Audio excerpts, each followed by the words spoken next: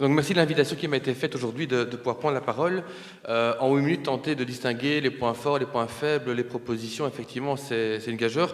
Alors, quelque chose qui va vous embêter, c'est qu'a priori, je suis d'accord avec tout ce qui a été dit jusqu'à présent, tant par l'étudiant que par ma collègue généraliste. Et je pense que c'est important vraiment qu'on resserre les liens entre la première ligne et la deuxième et ou troisième ligne dans les années qui viennent. C'est quelque chose d'essentiel. Alors, oui, effectivement, il faut être un peu provocateur pour changer les choses. Et vous savez, les médecins n'ont pas l'habitude d'être des personnes qui ont envie de changer les choses de façon trop violente. On est plutôt des conformistes. Et je pense que c'est important de penser à cela quand on veut réformer les attitudes en santé, quand on veut changer les choses du côté de la pratique médicale. Et c'est ce qu'on va tenter de faire. J'en ai parlé ce matin avec mes collègues du MODES qui sont dans la salle. Effectivement, il y aura pas mal de choses qu'on a envie de discuter avec vous, mais je vais juste les présenter succinctement ici. Et donc, mes 3 points forts. La première chose que j'ai envie de vous dire, c'est qu'on peut être fier de notre pays au niveau de la qualité des soins que vous donnez aux patients tous les jours. Je pense que c'est essentiel à redire. Nombre d'entre nous, on va à l'étranger, on va parfois faire des stages, on va se former, et on voit à quel point, même dans des pays quasiment limitrophes, parfois c'est beaucoup plus compliqué d'avoir accès à un médecin selon l'heure, selon effectivement la région. Je pense que c'est une chose essentielle, c'est la qualité des soins, et qu'il faut insister pour qu'on ne détricote pas dans les années qui viennent effectivement toute cette formation, toute cette qualité des soins qui a été mise en place.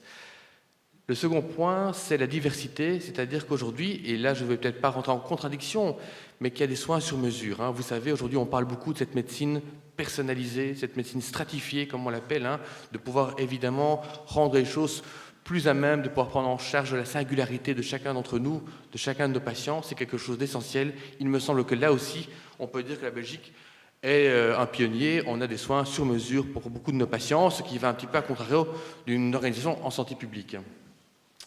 Le troisième point, ça a déjà été cité, c'est la question de l'accessibilité. Aujourd'hui encore, on peut dire que les patients, la couverture au niveau des soins de santé est essentielle et qu'elle est largement comprise au niveau du pays. Je pense que c'est aussi quelque chose d'important par rapport à cela. Et évidemment, l'accessibilité peut aussi aller à mal par rapport à l'organisation. C'est-à-dire que plus on est accessible, moins parfois on est organisé. Je pense au débat sur le passage par la première ligne. Personnellement, et de nouveau ici, même si je parle aussi au nom du MODES, j'ai envie de dire que moi je suis favorable de façon très large à un échelonnement des soins. C'est-à-dire que je pense qu'il est essentiel qu'aujourd'hui, pour diminuer la charge de travail sur certaines structures, notamment hospitalières, on puisse faciliter quelque chose qui pourrait s'apparenter à un échelonnement ou en tout cas à un soutien massif à la première ligne. Par rapport à ces 3 points forts, il y a 3 menaces. Et la première menace, et le psychiatre que je suis, qui reçoit beaucoup de collègues hospitaliers, médecins, mais aussi infirmiers, psychos, en souffrance à l'hôpital, mais aussi des médecins généralistes qui viennent consulter en urgence psychiatrique, peut en témoigner fortement, c'est la question de l'épuisement professionnel. Je pense qu'il y a une chose dont le politique ne se rend pas assez compte, c'est à quel point vous tous, tous les jours, vous faites des efforts parfois surhumains pour maintenir des patients, pour aller les voir, pour mettre à mal parfois votre vie familiale, votre vie privée, au profit effectivement de votre profession. C'est important que le politique entende cela. Aujourd'hui, si le système est à ce point de qualité, c'est parce qu'il y a beaucoup de médecins qui effectivement font passer leur profession avant d'autres choses dans leur vie, leurs loisirs, leur vie privée, et ça peut vraiment mener à mal. Et je pense qu'une menace importante, c'est que, comme ça a été dit, la société évolue et que les médecins de demain, les médecins d'aujourd'hui même, n'ont plus envie de faire effectivement les efforts ou les renoncements qu'ont fait d'autres générations. C'est vraiment important à souligner. Il me semble que par rapport à ça, il y a un débat même intergénérationnel à amener. Trop souvent, il n'y a pas si longtemps, j'étais assistant. J'ai beaucoup d'assistants dans mon unité. Tous les matins, je rencontre 2 ou 3 et ils me disent « mais nous, on n'a plus envie de travailler comme mon père, comme mon frère. On a envie d'avoir une vie privée. C'est important à entendre. Il faudra changer la médecine par rapport à cela. » Le deuxième point, c'est la question de la dualisation. Je suis très inquiet quand j'entends que, effectivement, les normes de santé sont en train d'évoluer plus négativement, qu'on ne respecte pas la norme de croissance par rapport à la santé. Alors on peut dire, oui, mais il y a moyen d'économiser à différents niveaux. Je pense que l'économie au niveau de la santé est un mauvais signal donné à la population. Et à nous, en tant que médecins, on voit bien à quel point ça peut être difficile parfois de continuer à travailler dans un contexte budgétaire difficile. Et je suis très inquiet, effectivement, de ce qu'on pourra appeler plus fortement que la dualisation. Ce serait une certaine forme de privatisation de la santé, selon qu'on soit riche ou pauvre, on aura accès ou non à certains soins. Ça me semble être aussi quelque chose qui est peut-être une bouteille à encre, mais qui est en tout cas quelque chose qu'il faut souligner. Et puis, une chose, un terme un peu barbare peut-être, la complication, et c'est la phrase de Blaise Pascal que je mets dans l'encadre rouge, c'est qu'il me semble qu'il y a aujourd'hui plus personne qui comprend tout ce qui se passe au niveau de la santé. Je pourrais multiplier les exemples, je m'intéresse assez bien au financement hospitalier, il y a la réforme de la psychiatrie, il y a la question effectivement du soutien à la première ligne, et parfois les mesures sont faites et on se rend compte qu'elles sont en opposition l'une avec elles, parce que le modèle est devenu tellement complexe qu'un être humain normalement constitué ne peut plus percevoir la complexité, la globalité du système. Et ça nous menace fortement, parce que si on ne perçoit plus la globalité, ça perd son sens. Et si on perd son sens, on ne sait plus travailler valablement, c'est quelque chose d'important. Il faut avoir du sens dans nos pratiques, dans vos pratiques de médecins généralistes, dans nos pratiques de spécialistes, c'est vraiment essentiel. Donc 3 menaces, et puis effectivement, ensuite, 3 priorités pour la suite. Le statut du secteur de la santé. J'ai vraiment envie ici de faire un discours militant pour qu'on garde le financement de la santé au niveau public le plus largement possible. La difficulté qu'on peut avoir par rapport à ça, c'est que là, certains de nos envies privées, quelque part, nos préférences privées peuvent parfois être en confrontation avec le bien commun. Et donc je pense qu'en tant que médecin, nous devons aussi être des citoyens politiques et de pouvoir avoir un discours clair par rapport à ça, ça me semble être essentiel. Il faut défendre la santé, le secteur de la santé comme étant effectivement quelque chose qui relève du financement de l'État essentiellement. Je ne dis pas qu'il ne faut pas avoir une part privée pour certains actes, mais il me semble être essentiel, et j'apprécie le fait que l'étudiant ait dit qu'effectivement, Bruno, tu aies dit que tu as envie que ce soit gratuit la première ligne. Je pense que c'est quelque chose d'important pour souligner les efforts à faire au niveau de la santé.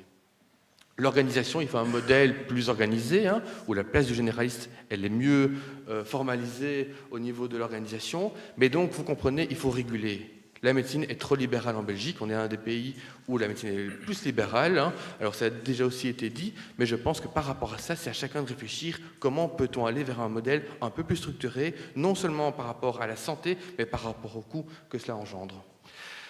Le deuxième point, c'est le travail à plusieurs. Alors, c'est quelque chose que les médecins généralistes font habituellement, que la première ligne fait de façon même innovante régulièrement, pour lutter contre l'épuisement professionnel, pour lutter contre la désaffection, contre l'épuisement, contre différentes choses.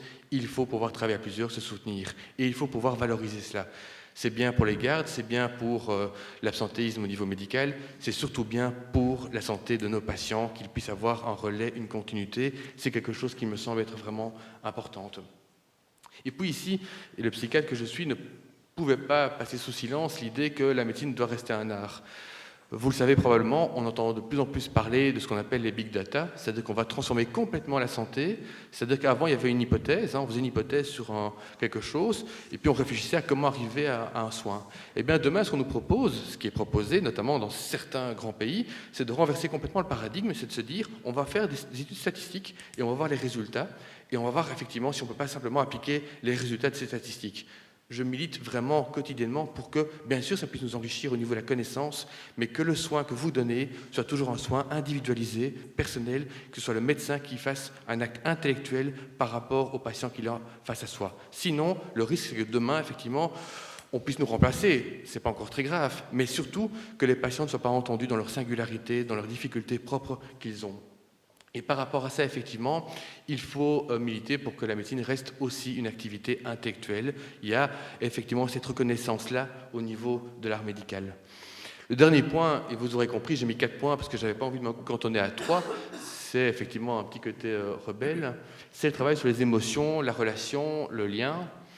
Je pense qu'on n'est pas assez formé en tant que médecin, et même si la formation est suffisamment bonne, j'ai envie de dire, mais on n'est pas assez formé à décoder tout le travail émotionnel, toute la question du relationnel, toute la question du lien qu'on instaure avec un patient.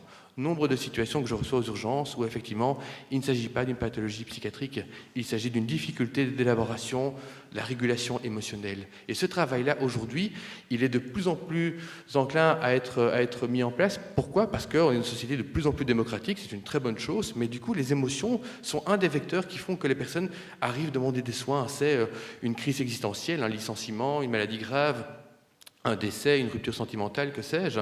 Et je pense que par rapport à ça, aujourd'hui, vous et nous les spécialistes, on n'est pas assez formés par rapport à cela. Et il faudra vraiment que dans le travail du médecin, on puisse décoder la part émotionnelle, la part relationnelle, la part du lien qui s'installe entre un patient et un soignant. Et donc, pour arriver au bout de mon temps et pour éviter d'être coupé, ce petit message qui est tiré d'un dessinateur qui est publié dans Le Monde, hein, quand je parle j'ai l'impression de ne rien dire d'original, quand je propose des idées, mes collègues jugent banales, les femmes me trouvent comment, ce sont des symptômes très courants, répond le psychiatre. Voilà, merci.